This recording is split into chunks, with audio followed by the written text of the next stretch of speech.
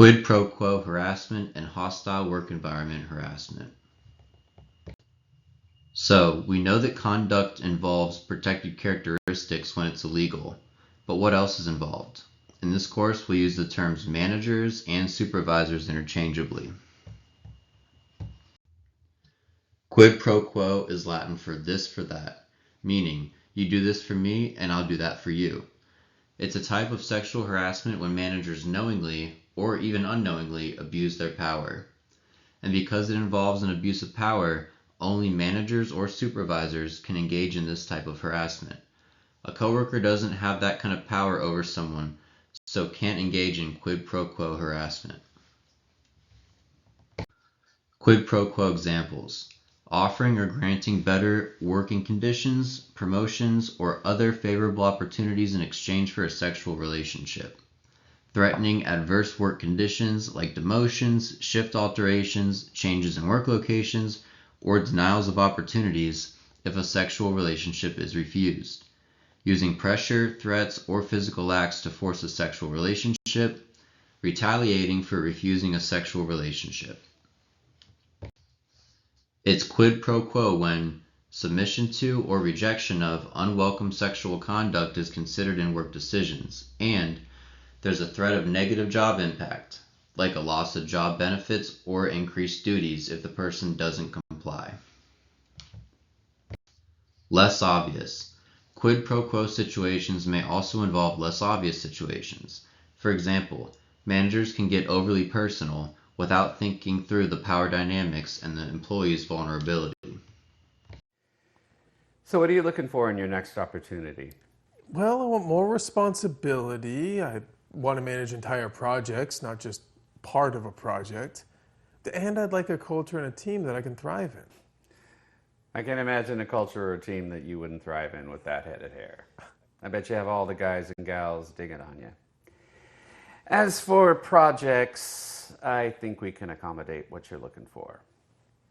You ready for a new challenge? Yes. I mean, that sounds awesome.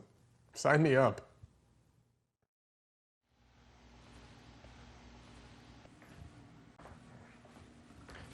Man, look at that head of hair on you. People touch your hair all the time. Hey, happy hour today. We're doing icebreakers. You should come. Shoot. I'm sorry. I thought that was optional. I made plans already. Hey, if you want to thrive, as you said in your interview, I think about showing up. Your call. Okay. Yeah, I can... An offer you can't refuse. So even though quid pro quo situations can take many shapes, they all share one thing in common. Someone in a position of authority makes an offer or request that a less powerful person feels they can't say no to. Hostile work environment can be sexual harassment, age harassment, race harassment, or harassment based on any protected characteristic.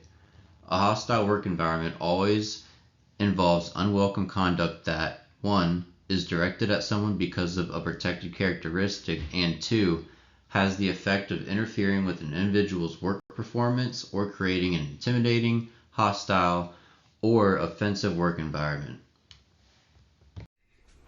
Okay, welcome to Virtual Trivia Happy Hour, people. I've got my cocktail. I have mine too. Jake, you got a cocktail happy hour? no, I'm only staying for a few minutes.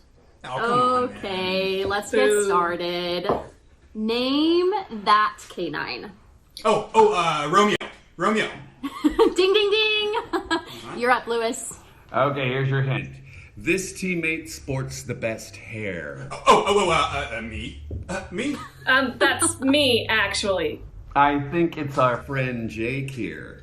Oh, whatever. Somebody's got a mop. I mean, mine's cooler. It's timeless, you know? Not like Jake's. He's got Kennedy hair.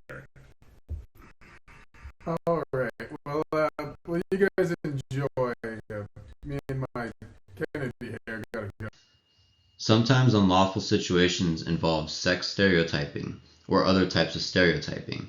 This This occurs when conduct or personality traits are judged inappropriate because they don't conform to how other people think someone should act or look. It also involves people with jobs that are, or were in the past, typically performed by a different gender or sex.